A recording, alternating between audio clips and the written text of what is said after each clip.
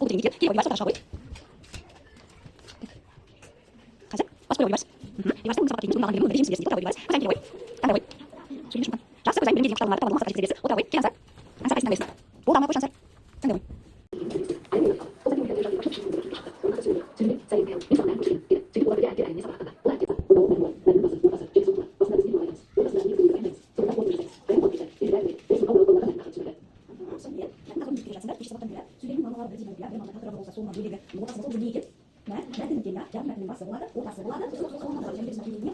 Тақырып қоя аламыз, яғни сол тақырып аясында сөйлемдер жиынтығын біз не деп айтамыз, мәтін деп айтамыз.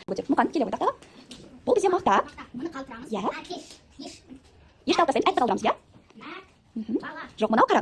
Інісі, иә? Іні сөзінің бір әріпті алып тастаймыз, сонда қалай болады?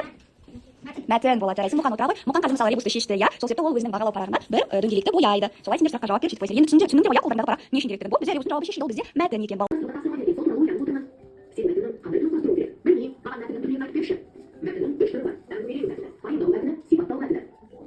Сыныпта кезекші. Олар мектепке басқа балалардан бұрын келді. Алдымен парталарды реттеп қойды. Содан соң тақтаны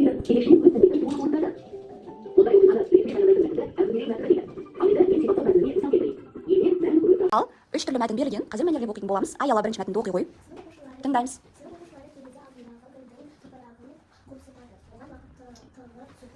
Тыңдаймыз. Сынып оқушылары терезе алдындағы гүлдің топырағын қопсытады. Оған уақытылы су құйып тұрады. Я? Ары қарай екінші отыра ғой аяла. Екінші мәтінді бейбарыс оқиды. Кел жақындап оқыш, бейбарыс немесе кітаптан қарап оқи бер, өзіңе қалай ыңғайлы.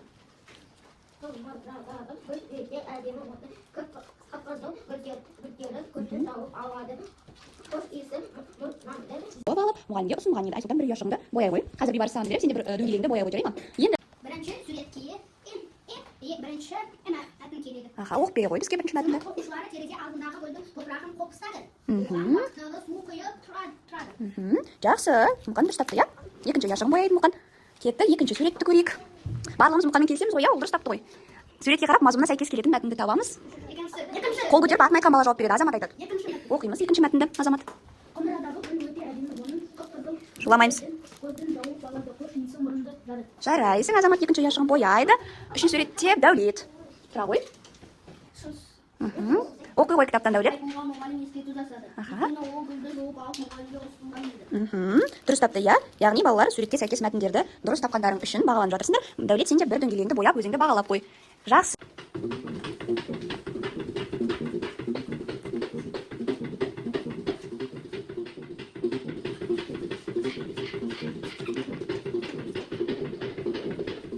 Керемет. Енді қиындайды екен. Жарайсыңдар оқушылар. Соңғы кезең.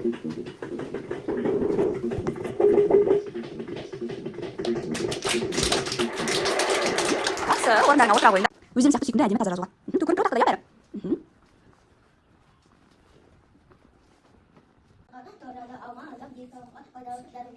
Дәруменге бай жеміс. Әдемі оқы ғой. Алма домалақ Анаш, үшінші қатар. түсі қызыл, сары немесе жасыл жеміс. Оның дәмі тәтті, хош иісі аңқып тұрады. Алма адам денсаулығына пайдалы, дәруменге бай жеміс.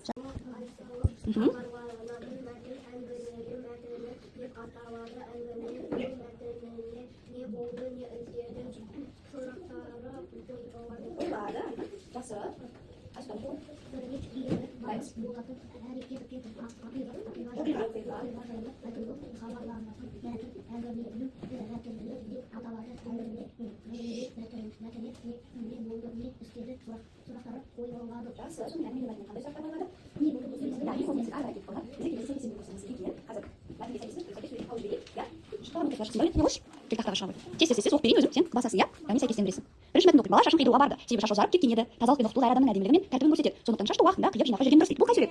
Жақсы, отыра ғой. Алима келе ғой. Дәулет бір дөңгелегіңді белгіле, боя. Келесі мәтінді оқиын, тыңдаңдар. Ағаш биік, бұтақтары жайқалып өсіп тұр. Жапырақтары жасыл, самал желмен баяу тербеледі. Күн түссе көлеңкесі салқындық береді. Қай сурет дейді? Жақсы, отыра ғой, Алима. Ансар келе ғой. Келесі мәтінді оқимын. Бүгін күн жылы болды. Балалар аулада жиналып ойын ойнауға шықты. Бір доп теу, бір кешек, теуіп мәз мейрам болды. Бұл қай суретке сәйкес келеді? Өзі істейді, тақтаға шығып тұрған оқушы. Иә, отыра ғой, Ансар. Сен келе ғой. Шығасыңдар. Келе ғой, Айсұлтан. Қазір бізде тақтада сұрақ берілетін болады және жауаптарынан дұрыс жауапты таңдайсың. Шуламаймыз. Сендердің тәртіптеріңе баға қойылады, балалар. Ал бастайық. Мәтін дегеніміз не? Оқып берейін, иә, Айсұлтанға. Мәтін дегеніміз бір-бірімен мағыналық байланысқа екі немесе одан да көп сөйлемдер тобы. Немесе мәтін бұл бір тақырып бойынша бір-бірімен байланыспаған дейді. Мынау жата ма? жатпайды. Мәтін азат жолдан бастап жазылған, бір немесе бірнеше сөйлемейді. Тек қалай жазылатыны жайлы ғана айтып қойған. Иә, ал бізге нақты мәтін не туралы екенін айтады. Яғни бізде ол қай жауап екен? Баса қойып қорықпайсың. Жақсы. Бір-бірімен мағыналық байланыс сөйлемдер тобы, тақырыбы бар, иә. Келесіне Азамат келе ғой. Мәтіннің қай түріне жататынын анықтайық. Тыныш оқып берейін. Азаматқа тоқылдақтың түсі ала-құла болады. Қауырсындары ақ, жақсы бірден тапты, иә, Азамат. Жарайсың, Азамат. Келесіне Аңсар келе ғой. Иә, домалақты ұмытпаңдар, айтпақшы. Төмендегі сұрақтардың қайсысы пайымдау мәтініне қатысты дейді. Аңсар өзің кез келген қандай болса ол бізде сипаттау мәтіні кетеді. Неліктен деп бағана ереже барысында оқыдық қой. Пайымдау соңғы ережені оқыған кезде неліктен деген сұрақ төгілген, яғни біріншісін Аңсар неліктен. Соны басасыз. Баса ғой, отыра ғой. Жақсы. Көзайым келе ғой. Келесі сұрақ бізде өзі ауыспаймын. Мәтіннің қай түріне жататынын анықтап қойды оқушылар. Келесі Аяла келе ғой. Тездетіп шығамыз, иә, оқушылар. Жарайсың, Аяла, отыр. Әдемі кел. Азамат кел. Қазір әдемі басқаннан кейін сен басасың. Иә, отыра ғой. Азамат. Аңсар.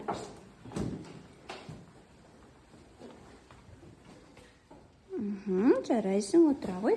Көзайым. Үшінші қатардан да шығарайық, иә. Дәулет.